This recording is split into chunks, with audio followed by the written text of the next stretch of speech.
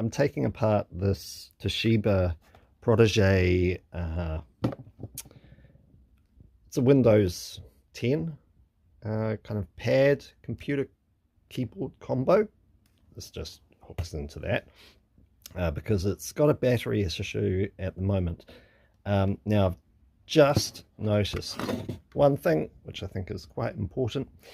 There is a little screw that I got out there, but there is a sneaky screw just under this little flap. If I lift, okay, so if you lift this little thing up, you'll see that there's another screw in there.